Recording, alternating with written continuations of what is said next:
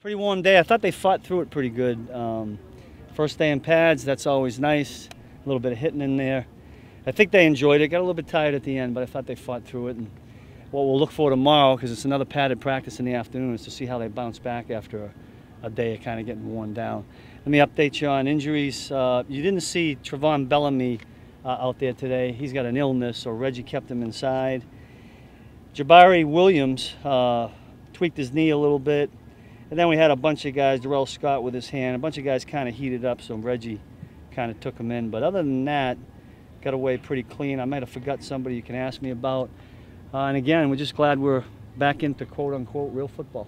What about that'll open up? Steve, what about Gilliard and Gibson? They both came on. Same thing. That was just heat, yeah, pretty much? dehydrate, whatever Reggie calls it, cramps, and you know, it just got to him a little bit. How concerned do you get with when it's hot like this, with overworking the guys or pushing them too much? I mean, it's a fine line. I'm always thinking about it. I'm always asking Reggie. We put the break in there, try to get him under the tent. You know, you got to balance the not overworking and not working enough. I'm not sure I have the answer. I just hope when it's all over, as a coach, what are you looking for when these guys get full pads? Well, I mean, you know, the obvious thing is which guys are going to not shy away from contact and which guys know how to play behind pads. And, you know, I think it's pretty revealing initially, and then, you know, sometimes the guys that look good, Jim, without the pads kind of fade away and vice versa. So we find out a lot when they put them on. How much is a competition and a battle to find that #2 running back? I mean, that seems to be the talk early in camp. Yeah, I mean, we got some guys there to work, and you know, they're getting a lot of reps. Steven didn't get any of the live work there, you know, just right now. So those guys have got to show us what they got. They'll have plenty of opportunity to do it. How important is that spot, though, for this? I think it's important on any team. He had 330 carries last year. Do you look to cut back on his workload? Well, I don't think we're going to do a numbers count. I'd never go in and say, at the end of the year, we want it to be this.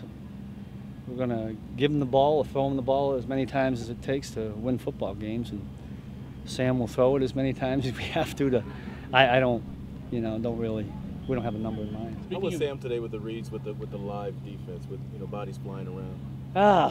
You know, if I'm not mistaken, and we only had the one live period, I think we ran 8 running plays and 4 passes. So he completed 1 in that period, which I thought was pretty good. That's what I recollect, but I'd have to watch the film. Couple more guys. Speaking of the young guys, just generally, I know it's early, but given that they didn't have the off season and all that, mentally, how do you think they've been? You know where the struggle from that stamp, safety struggle, because the OTAs would have given them a lot of opportunity for adjustments, and I could see they were spinning today when we got into nickel defense.